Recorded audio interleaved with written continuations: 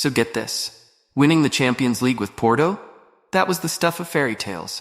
But winning it with an inter-squad filled with players closer to retirement than their primes? That was nothing short of miraculous.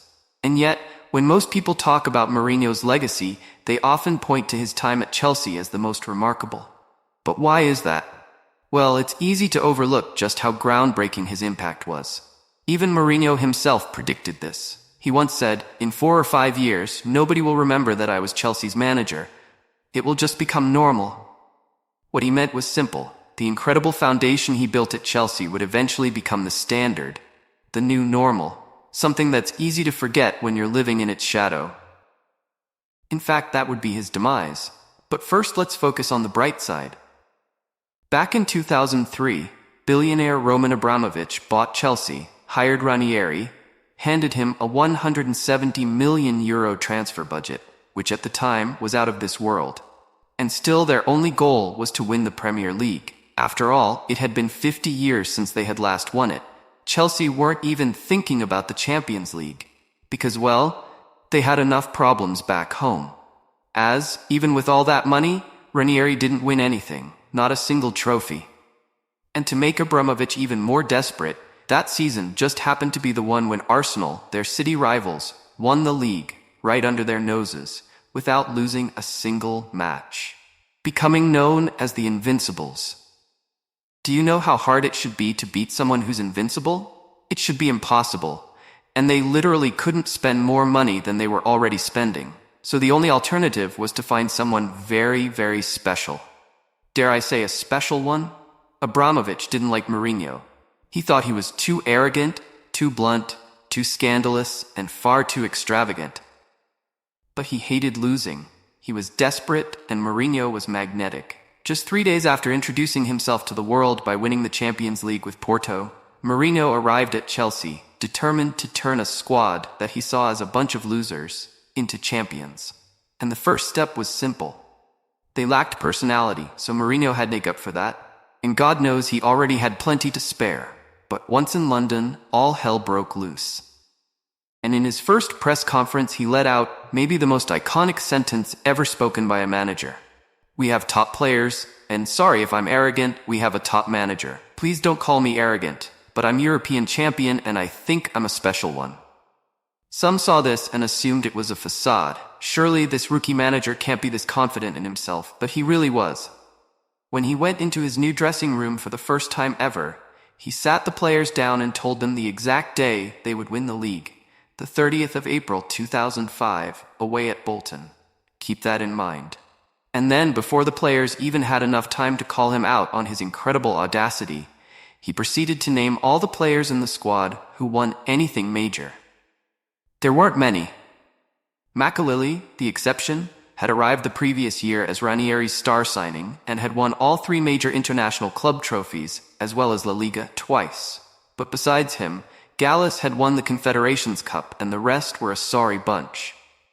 John Terry, 24, had won FA Cup to his name and didn't even get to play the final. Gudjohnsen, 26, the peak of his career, had been winning the Eredivisie. The same applied to Arjen Robben, 21, who had been signed midway through the season and was still recovering from a hamstring injury. Even Frank Lampard, 27, soon to be the star of the squad, had not even won a minor title. The obvious thing to do here would get to splurge on some serial winners like Makalile, follow the Ranieri approach, and hope for the best. But Mourinho was never one to take the safest route. So instead, he terminated the contracts of 9 players, allowing them all to leave for free. And then these were the players he brought in. A 22-year-old goalkeeper from Rennes who had never won a trophy. His name was Petr Cech. A 24-year-old midfielder from Benfica with 1 single trophy over his career. His name was Thiago. And above all, a 27-year-old striker from Marseille who had never won a trophy and was playing in the French second tier just 2 years earlier. His name was Didier Drogba. Even the 2 players he bought who had actually won something, Paulo Ferreira and Ricardo Carvalho, had both been bought from his previous club Porto, and before meeting him, they were both as trophyless as the rest. As dumb as it may sound now, back then, Chelsea were a team of serial losers. So to finish that famous first locker room speech, Mourinho told them, "I am a champion. If you follow me, I will make you champions too." Again, it may sound like a humble brag. Maybe even without the humble part, but in reality, he had picked his words very carefully, or at least he picked the players who were susceptible to this message, fighters, as Lampard would eventually tell the press. In one of Mourinho's first days at the club, Lampard was showering. Mourinho went in there and told him, "You are the best player in the world." Lampard was caught off guard. After all, he was completely naked, and Mourinho said it again and added, "But you have to win trophies." And well, Lampard has admitted that moment was what lit the spark in his brain that allowed him to take it all to the next level. Not to spoil the story, but the following year, Lampard finished second at the Ballon d'Or. That's the kind of influence the things Mourinho said had on his players.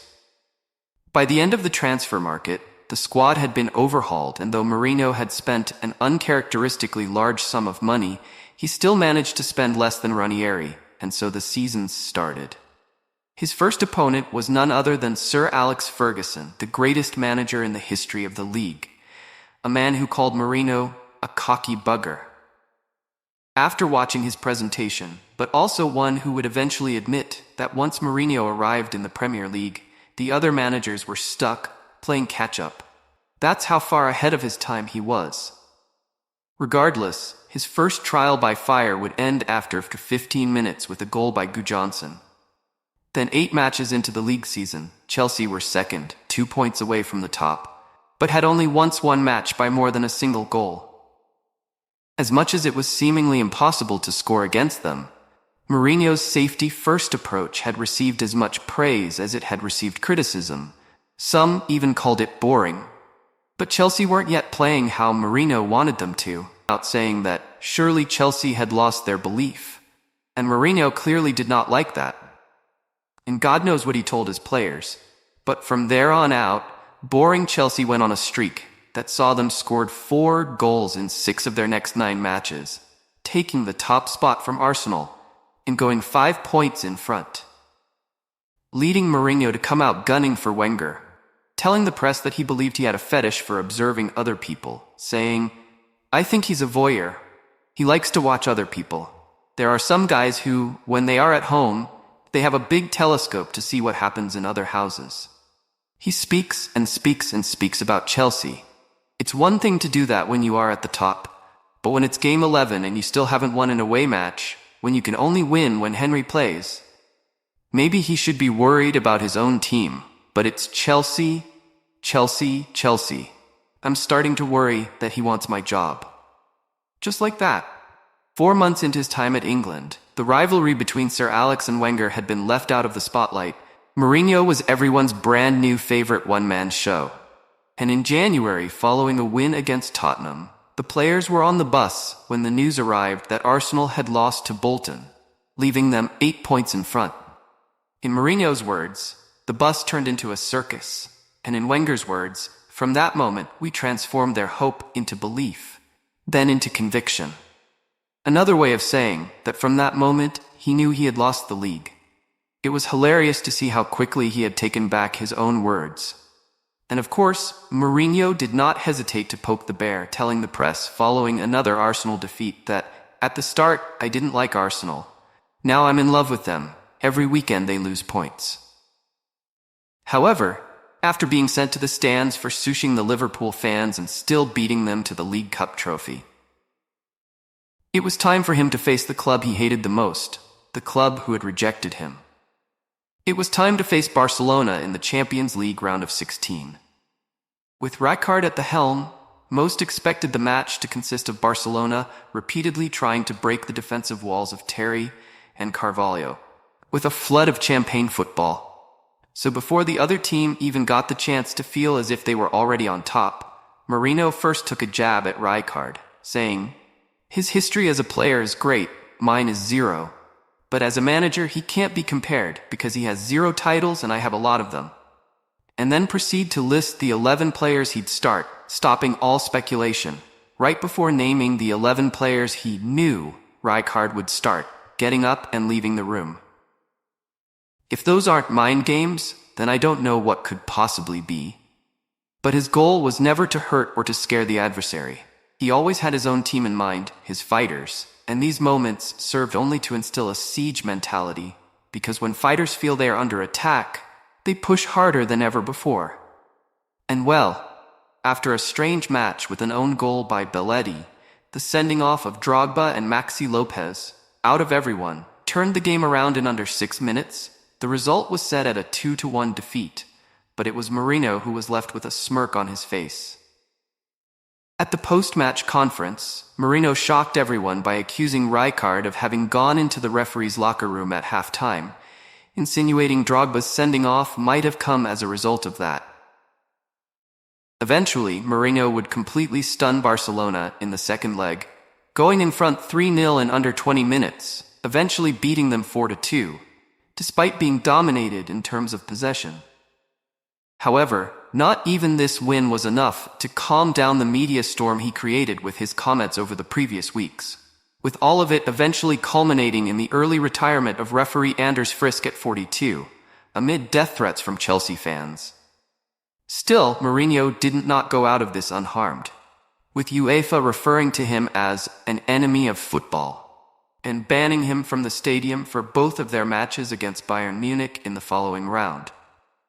Which still didn't stop him, with Mourinho admitting years later to having stayed inside the dressing from midday till the time of the match, so that he could still talk to the players before the game started, and then having left literally inside a basket like in the movies, being followed by UEFA officials while he was in the basket, and closing it so tight he could barely breathe.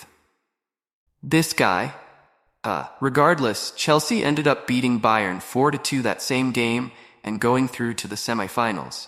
But before that, well, the day finally came, the 30th of April 2005, away at Bolton. Lampard scored twice and Chelsea won the match, being named champions of England after 50 years, just like Mourinho had predicted. Turns out, after all, he wasn't just special, he was a prophet. Still, there were some things he could not deliver. Having to face Liverpool in the semi-finals of the Champions League, the tie ended up as slow and tense as it could possibly have been. And unfortunately for Mourinho, the one goal that came was scored by Liverpool. In fact, what hurt Mourinho the most was the fact that the ball never truly crossed the line. In his perfect year, Mourinho was sent out of the Champions League by a phantom goal. Yeah, it wasn't nice. However, with the league coming to an end, Mourinho, on his first year of Premier League football, had taken Chelsea to 95 points, more than any team had ever managed, while only conceding 15 goals, fewer than anyone in history. Mourinho had taken his superstar status to a whole new level. It was hard to question that he was the most marketable manager in the sport, more notorious, more loved, more hated than anyone else. Nothing encapsulates this better than something.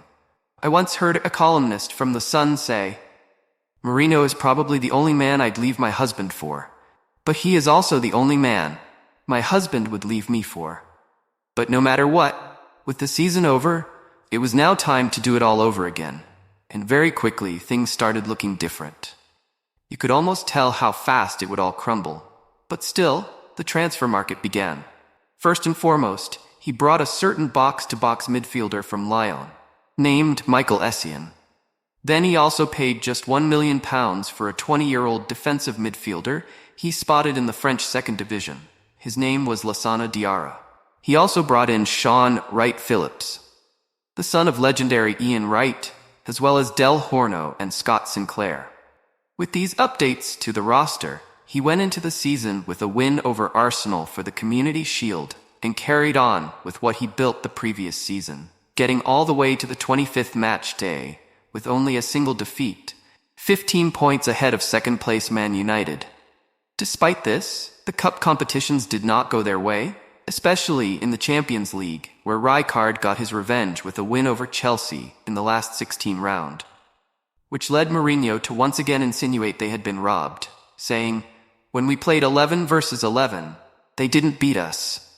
Eventually, Chelsea took the league trophy once more, with Mourinho celebrating by throwing his winner's medal onto the crowd, being handed another, and throwing that one as well. But still, among the cheers, you could hear a buzz. Some began fiending for more. They focused on their European failure, rather than on their domestic success, and by the time the third season came, you could feel the pressure in the air.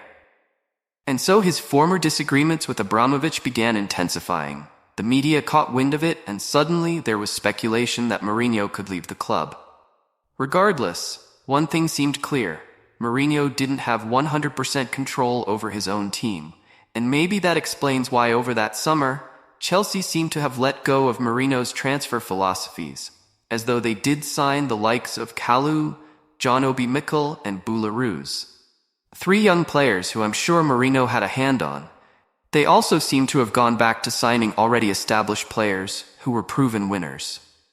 They got Ballack, at the time one of the main men at Bayern, Shevchenko, a personal friend of Abramovich, who was literally a Ballon d'Or winner at AC Milan, and even Ashley Cole, who wasn't necessarily the most established player, but considering they were taking him directly from their rivals in one of the most controversial transfers of the decade, I feel like it suits the narrative. I guess the main takeaway from this was that they were putting Mourinho against the ropes, making it so that he would have no excuses for any sort of European failure. But then things got complicated. In the Premier League, with Cristiano Ronaldo exploding into the scene, Man United managed to take the title from Chelsea, handing Mourinho his first season without a league title in 5 years. Shevchenko became quite simply one of the most notorious flops of all time, with Drogba getting onto a new level and making his singing seem rushed and redundant, which I know Mourinho made sure to rub on Abramovich's face, as he was notoriously opposed to his signing. And though Chelsea took both of the domestic cups, meaning Mourinho had now won every available trophy in England, in the Champions they once again came out defeated to Liverpool in the semi-finals, this time on penalties. And from the moment the whistle was sounded, you knew disaster was coming. It was visible that Mourinho had grown increasingly frustrated with Chelsea's hierarchy, sticking their noses in his business, and with Avram Grant, a man Mourinho clearly disliked. Being appointed as director of football at the club, things hit a whole new level, with Mourinho even telling the press, "If Roman Abramovich helped me out in training, we would be bottom of the league, and if I had to work in his world of big business, we would be bankrupt." Regardless, he still went into his 4th season, hoping for the best, but suddenly he was handed his lowest transfer budget since arriving at the club. And though many interesting names like Anelka, Pizarro, Maluda, and Ivanovic arrived that summer, after just 8 matches, Chelsea had won 3, drawn 4, and lost the other. And so an emergency meeting was held, and both parties agreed it was for the best for him to leave the club. The fans weren't happy. The players literally cried when they got the news. Actually, introduction. But it had to be done. This time the grass on the other side truly was a darker shade of blue.